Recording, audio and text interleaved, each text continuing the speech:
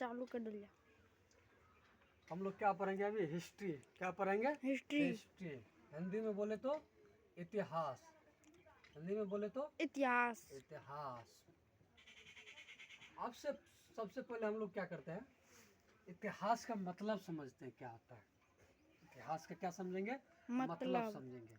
इतिहास का शाब्दिक अर्थ क्या होता है? इतिहास का शाब्दिक अर्थ क्या होता है? फिर क्या समझेंगे? इसका परिभाषा। क्या समझेंगे? इसका परिभाषा। परिभाषा। परिभाषा। अब देखो हिस्ट्री शब्द है, पहले हम इंग्लिश शब्द को लेकर के चलिए। ये हिस्ट्री शब्द है, ये ग्रीक भाषा के हिस्टोरिया शब्द से लिया गया है। ग्रीक भाषा के हिस्टोरिया शब्द से। ग्रीक भाषा में एक शब्द है हिस्टोरिया, HISTORIA, हिस्टोरिया। हिस्टोरिया का मतलब होता है इंक्वायरी करना। क्या मतलब होता है? इंक्वायरी करना। इंक्वायरी करना मतलब छानबीन करना, इन्वेस्टिगेशन करना, किसी चीज को खोजना। हिस्ट्रिया का मतलब इंक्वायरी करना होता है। यहीं से शब्द लिया गया हिस्ट्री शब्द। एक व्यक्ति थे, यूनान के एक व्यक्ति थे, हेरोडोटस। यूनान के एक व्यक्ति थे, प्रसिद्ध व्यक्ति है हेरोडोटस। हेरोडोटस। यूनान और फारस में जब युद्ध हुआ, हम लोग जानते हैं यूनान और फारस में, आगे पढ़ाएंगे यूनान और फारस के युद्ध। यूनान और फारस के युद्ध को पहली बार इसमें संहिताबद्ध किया, एक क्रमबद्ध रूप में लिखा, और उसी किताब का नाम दिया द हिस्ट्री। उस किताब का क्या नाम दिया? The history. आगे चल के यही किताब हिस्टोरिका नाम से प्रसिद्ध हुआ। हिस्टोरिका नाम से प्रसिद्ध हुआ। ये इंग्लिश का इतिहास, इतिहास के इंग्लिश शब्द का मीनिंग है, समझ गए? ये हिस्ट्री शब्द ग्रीक भाषा के हिस्टोरिया शब्द से लिया गया है। हिस्टोरिया का मतलब होता है इंक्वायरी करना, इन्वेस्टिगेशन करना, छानबीन करना। एक प्रथम व्यक्ति थे सबसे पहले हेरोडोटस, जिसने यूनान के व्यक्ति थे ये। यूनान और फारस में युद्ध हुआ, उस युद्ध का इसने संहिताबद्ध किया, एक क्रमबद्ध रूप से लिखा। उस किताब का नाम दिया द हिस्ट्री, जो हिस्टोरिका नाम से विख्यात हुआ। इसलिए एक सिस्मन नाम के एक व्यक्ति थे। किस नाम के व्यक्ति थे? सिस्मन। सिस्मन नाम के व्यक्ति थे। इसने हेरोडोटस को फादर ऑफ हिस्ट्री कहा। हेरोडोटस को फादर ऑफ हिस्ट्री कहा, यानी इतिहास का पिता। हिस्ट्री, फादर ऑफ हिस्ट्री कहा। किसने कहा? सिस्मन ने कहा। किसे? हेरोडोटस के कहा।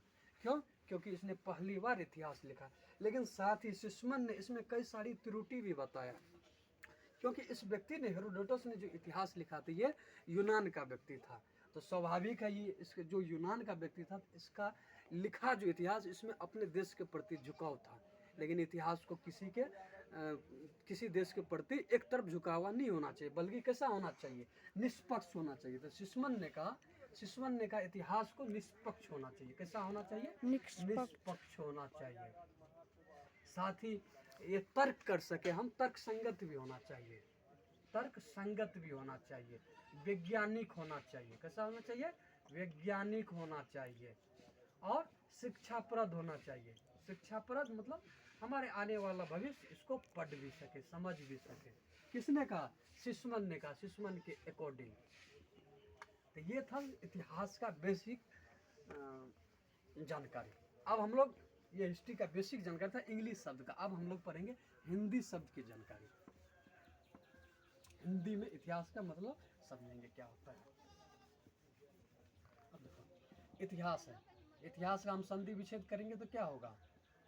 इतिहास का अगर संधि विच्छेद करें तो क्या होगा?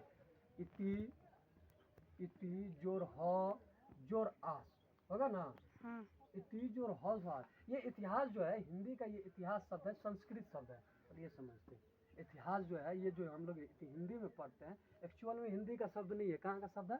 संस्कृत शब्द है। ये संस्कृत शब्द है। सबसे पहले इतिहास नाम का वर्णन कहाँ पे मिलता है? अथर्ववेद में। वेद कितने हैं? 4 वेद है, ऋग्वेद, यजुर्वेद, अथर्ववेद और सामवेद। तो इतिहास शब्द का पहली बार ये शब्द कहाँ पे मिलता है हमें? अथर्ववेद में, अर्थवेद में। इसके बाद कई सारे उपनिषद भी लिखा गया, पुराण भी लिखा गया। तो उपनिषद में इतिहास को पंचम वेदिनी कहा गया है। पंचम वेदिनी कहा गया है, या पंचवेदी। किसमें कहा गया है? छंदोपनिषद में। छंदोपनिषद एक महत्वपूर्ण ग्रंथ है हिंदुओं का, छंदोपनिषद। छंदोपनिषद में इतिहास को क्या कहा गया है? पंचम वेदिनी या पंचवेदी। इतिहास हिंदी का जो ये शब्द है ये संस्कृत शब्द है। सबसे पहले ये शब्द कहाँ पे मिलता है? अर्थवेद में। और आगे फिर छंदोपनिषद जब लिखा गया तो छंदोपनिषद में इतिहास की महत्व को देखते हुए पंचवेदिनी का दर्जा दिया गया, मतलब पांचवा वेद। समझिए। अब इतिहास का हम संधि विच्छेद करें तो क्या होगा?